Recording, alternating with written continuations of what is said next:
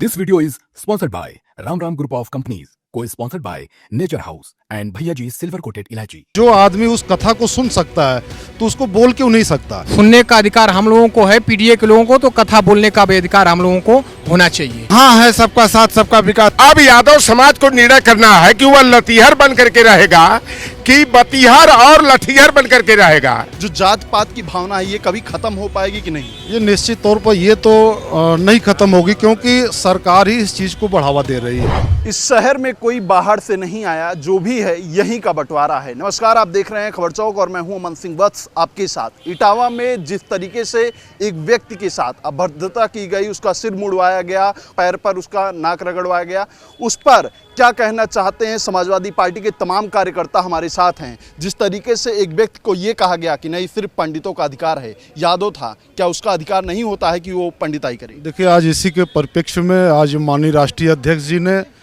अंदर press conference किया था। लेकिन मेरा ये कहना है कि आज आज़ादी के इतने वर्षों के बाद भी अगर किसी दलित को घोड़ी चढ़ने के लिए 400-500 पुलिस वालों की ज़रूरत पड़ती हो और कथा वाचने के लिए आखिर जो आदमी सुन सकता है, राष्ट्रीय अध्यक्ष जी ने यही भी कहा है कि जो आदमी उस कथा को सुन सकता है तो उसको बोल क्यों नहीं सकता? ये लोकतांत्रिक देश है, संवैधानिक युग है और इसमें इस प्रकार की जाति ये कहीं से भी उचित नहीं है। अच्छा, आपको क्या लगता है कि जिस तरीके से हमारे देश में, खासकर उत्तर प्रदेश में जो जात पात की भावना है ये कभी खत्म हो पाएगी कि नहीं? ये निश्चित तौर पर ये तो नहीं खत्म होगी, क्योंकि सरकार ही इस चीज़ को बढ़ावा दे रही है।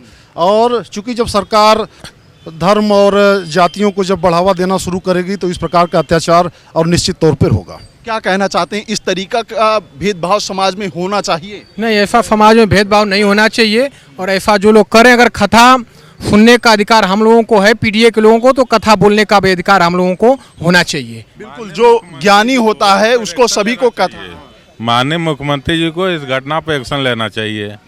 जब पिछड़ा, बैकवर्ड और अनुसूचित जाति के लोग हम सुन सकते हैं, दान दे सकते हैं, मंदिरों पर चढ़ावा चढ़ा सकते हैं, तो वो क्यों नहीं कर सकते हैं? तो पिछड़ों और दलितों को ये ठान लेना चाहिए कि जिस प्रकार से अगर उनको बोलने की ये जो जुर्म है, जो बोलने की जो सज़ा मिल रही है उस क्लास के लोगों से, तो इनको भी ठान लेना चाहिए कि पूरा पीढ़ी समाज, जो दलित हो, बैकवर्ड हो और पिछड़ा हो, मतलब किसी को, उन लोगों को बुलाने की जरूरत भी नहीं। इस तरीके से तो जात पात बढ़ रहा है ना, खत्म कहाँ हो रहा है? नहीं, खत्म कहाँ होगा? जब सरकार चाहेगी तब तो खत्म होगा। इस तरीके की भावनाएं जो हैं वो लोगों के अंदर से मिटनी चाहिए ना। हाँ, तो मिटनी से मिट नहीं रही है ना, दिन पर दिन तो बढ़ी जा रहा है ये सब अत्याचार। अगर सरकार इस पर कार्रवाई करेगी तब मिटेगी। जब सरकार खुद बढ़ावा दे रही है, सरकार अपने लोगों को उससे करवा रही है, तो कैसे मिटेगा? सरकार को कार्रवाई करनी चाहिए और तुम लोगों को उठा के जेल में डाल देना चाहिए। पंडित क्या ना, वही पंडित है, वही कहेगा कथा। जो वर्ण व्यवस्था लागू थी, वर्ण व्यवस्था इसी बेस पे लोग लागू किए थे कि जातियों के हिसाब से कर्म बटा था। लेकिन उस समय चूंकि वो मनवादी व्यवस्था थी, लेकिन आज संवैधानिक युग में ये सारी चीज़ें कहाँ हैं? अगर आप उस चीज़ को मानकर चलते हैं तो आप इस चीज़ को भी मानिए कि जो विद्वान है उसको आप पंडित मानिए। सिर्फ वो जाति से आप अगर वो निर्धारित करेंगे तो ये नहीं होगा।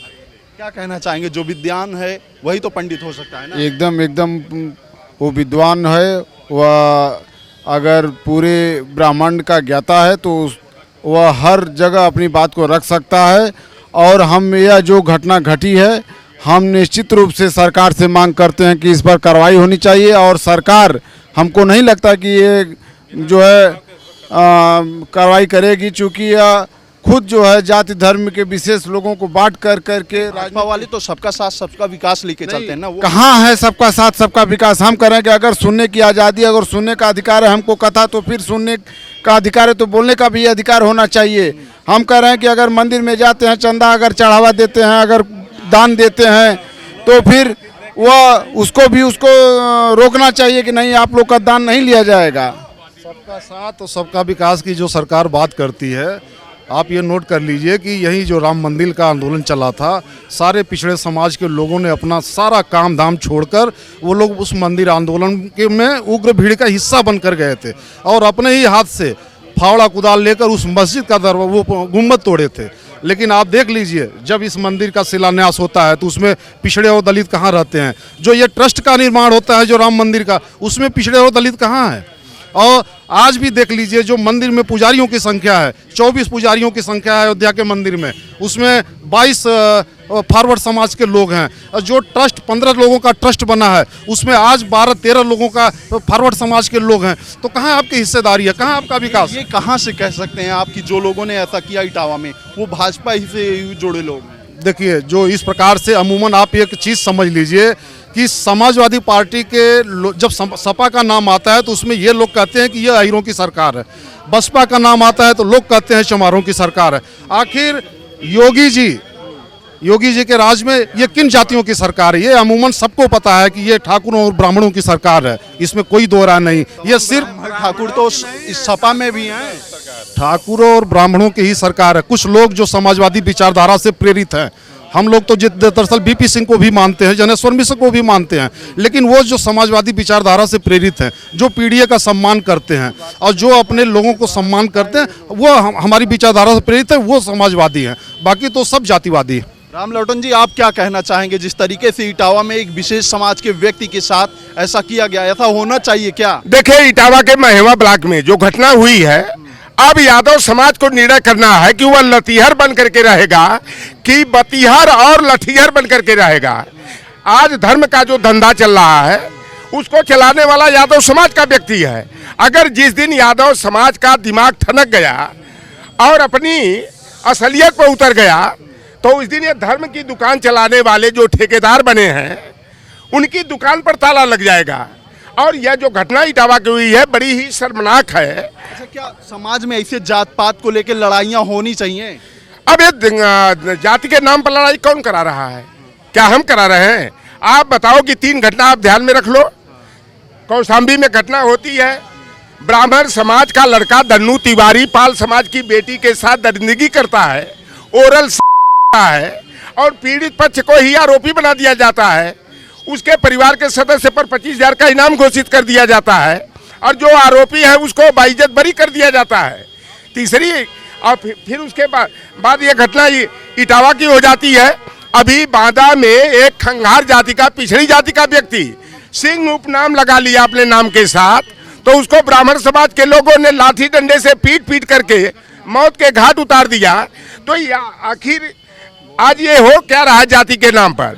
और जो इटावा की घटना हुई है इसका जो है कि राष्ट्रीय स्तर पर व्यापक का जो है कि सामाजिक परिवर्तन होगा।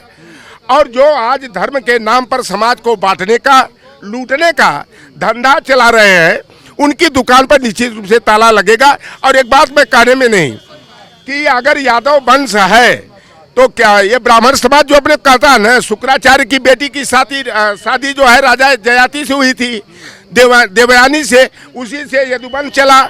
तो भाई यादव समाज और ब्राह्मण समाज में तो मामा भांजे का रिश्ता रहा है, लेकिन ये मामा पक्ष के लोग जो है भांजों को बर्दाश्त नहीं कर रहे हैं।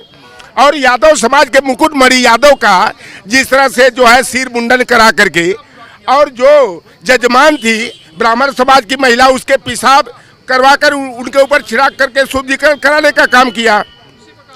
तो यह बाबा साहेब भीमराव अंबेडकर के संविधान पर चलने वाला देश है।